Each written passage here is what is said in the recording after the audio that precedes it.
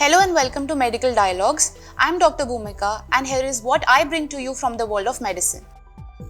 Research finds monoclonal antibodies may help combat antimicrobial resistance in hospital-acquired infections. Monoclonal antibodies, treatments developed by cloning a cell that makes an antibody, could help provide an answer to the growing problem of antimicrobial resistance, say scientists. A team led by researchers at the University of Cambridge has developed a monoclonal antibody drug using a technique involving genetically engineered mice that may help prevent infection from Acinetobacter baumannii, a bacteria associated with hospital-acquired infections, which is particularly common in Asia. Professor Stephen Baker from the Cambridge Institute of Therapeutic Immunology and Infectious Diseases at the University of Cambridge said that baumannii is good at sticking to medical equipment, and if people are vulnerable or don't have a particularly well-developed immune system, they can succumb to this infection and get aggressive pneumonia requiring ventilation. And in many cases, the patients can acquire the infection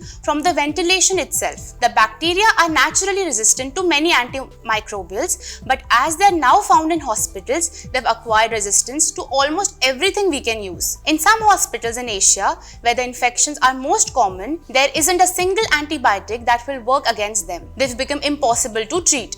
In a study published today in Nature Communications, the team produced monoclonal antibodies using transgenic mice that have been genetically engineered to have a human-like immune system, producing human antibodies instead of mouse antibodies. They went on to show that these monoclonal antibodies were able to prevent infection with baumannii derived from the clinical samples. Monoclonal antibodies are a growing area of medicine, commonly used to treat conditions including cancer, for example, Herceptin for treating some breast cancers, and autoimmune disease, for example, Humira for treating rheumatoid arthritis, psoriasis, Crohn's disease, and ulcerative colitis. Usually, monoclonal antibodies are developed from the antibodies of patients who have recovered from an infection, or they are designed to recognize and target a particular antigen. For example, monoclonal antibodies targeting the spike protein of SARS-CoV-2 coronavirus were explored as a way of treating COVID-19. In the approach taken by the Cambridge team,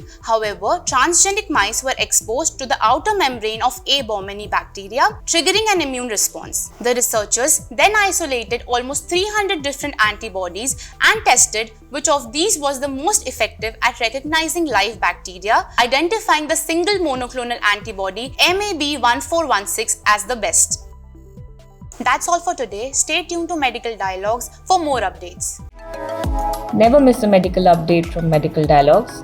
Like, subscribe, and press the bell icon.